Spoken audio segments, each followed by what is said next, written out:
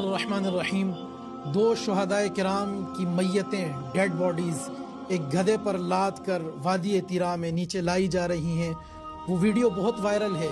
دل زخمی ہو گیا, دل پھٹ رہا ہے, کلیجہ منہ کو آ رہا ہے کہ ہمارے جوان جو سرحدوں کی حفاظت کرتے ہوئے اپنی جانوں کا نذرانہ پیش کر رہے ہیں, وہ جوان کہ جنہوں نے اپنے بیوی اپنے بچے ٹھٹھرتی سردی میں چھوڑ کر صرف اس امت مسلمہ اور پاکستان کی حفاظت کے لیے, جو دنیا میں واحد ایٹمی قوت ہے, اس کی حفاظت کے لیے اپنی جانوں کا نذرانہ پیش کیا. ایک جوان نے اس سردی سے بچنے کے لیے نیچے ٹراؤزر بھی پہنا ہوا, اوپر یونیفارم ہے, اور ان کے ٹھنڈے لاشیں گدھے پر لاد کر نیچے لائے جا رہے ہیں. اس وائرل ویڈیو کو بھی لوگ تمسخر کا نشانہ بنا رہے ہیں. میں پوچھنا چاہتا ہوں کہ وہ مذاق اڑانے والوں, کیا تم نے تاریخ نہیں پڑھی؟ کیا تم نے رسول اللہ صلی اللہ علیہ وآلہ وسلم کا وہ گدھا یعفور نامی اس کی بابت نہیں پڑھا؟ کیا تم نے خیبر نہیں پڑھی؟ تم نے بدر نہیں پڑھی؟ تم نے صحابہ نہیں پڑھے؟ تم نے سیدنا علی رضی اللہ عنہ کو نہیں پڑھا کہ گدھا جنگوں میں کتنا استعمال ہوتا تھا؟ اگر گدھے کی سواری کرنا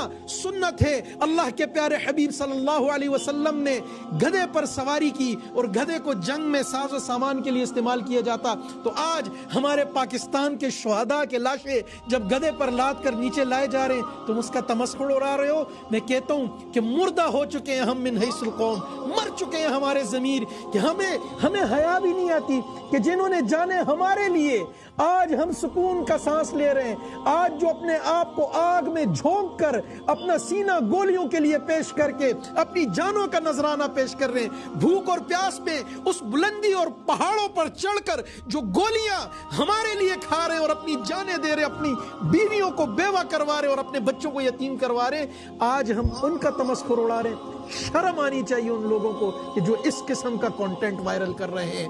گدھے کی سواری کرنا سنت ہے, اور گدھا جنگوں کے میدان میں ہمیشہ سے ایک آلہ رہا ہے, اس پر منتقلی ہوتی رہی ہے, اور سوچنا چاہیے, ہمیں سوچنا چاہیے.